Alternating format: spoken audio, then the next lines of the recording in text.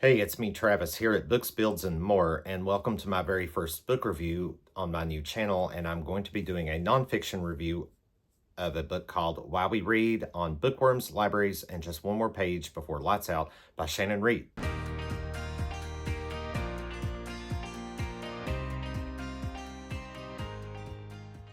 So as you might suspect, this is a bit of a memoir where the author kind of details certain events throughout her life as an educator, a writer, and an avid reader, mostly through her life as an educator and experiences there, where she gives several examples and situations that kind of challenge or even relate to her love of reading and how it kind of evolved over time. But she does touch on her childhood, especially in some of the earlier chapters. So in a way, this is also kind of a self-help book for anybody that wants to read. That's the way I took it when I went through it. And to give you a few examples of what I mean, it's how she worded and named the chapters in the book. So the idea being to take Why We Read, the title of the book, and answer that question in several different ways. For example, why we read.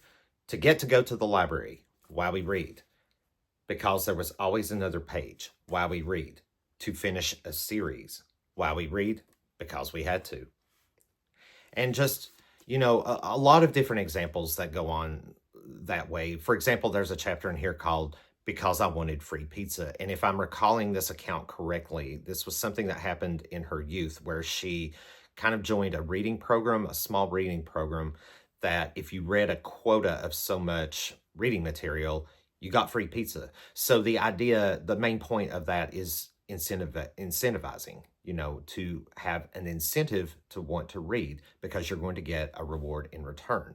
So yeah, that's what I mean by a lot of these. I think that's pretty commonsensical, though. I think everybody pretty much understands the concept of what I'm talking about here for this book. Having said that, like I said, there are several examples throughout her life that she chronicles in here that have had some sort of effect on her love and involvement of reading.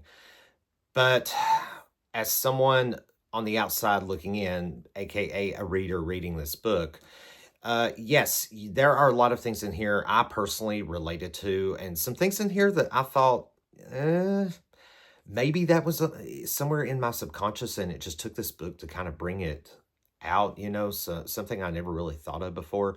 But there were also some things in here that maybe I didn't quite agree with, and a few I just didn't understand, maybe because I just didn't like it or something, or I just couldn't relate to it.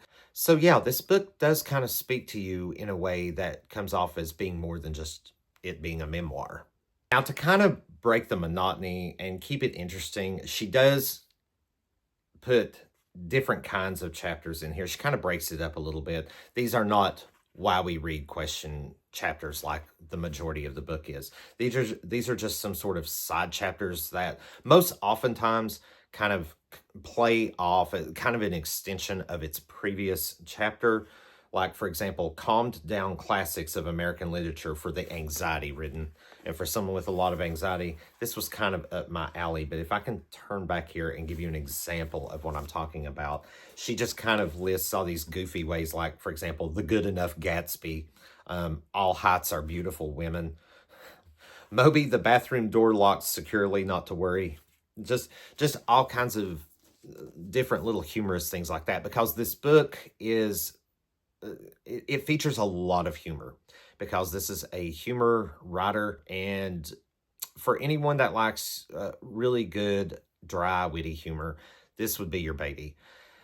It's my kind of humor, yes, and a lot of the humor does hit. It hits hard, and it's very good. It falls where it's supposed to, but there's some that doesn't. That it's very hit and miss in this book, the humor.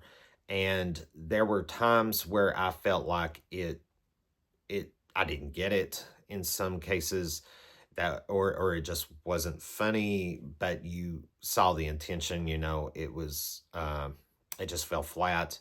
But there were times also where I thought it was just going over, it was just like, it felt like she was just being humorous for the sake of being humorous when it didn't really need to be. It was just a little too much.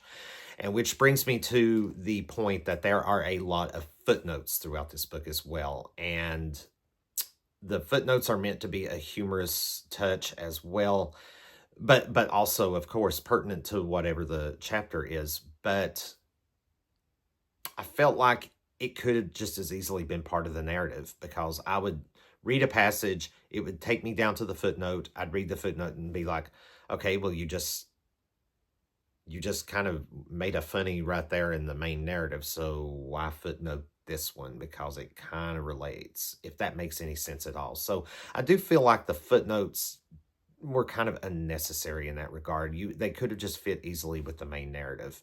Also, she lists a ton, and I mean a ton, of books throughout this book, and it's a whole chapter in itself of listing nothing but books. And I went through this entire list. A lot of this stuff I'm familiar with. Most of it, or not most of it, but some of it I've read. Most of it is very familiar, because even the familiar stuff, some I haven't read.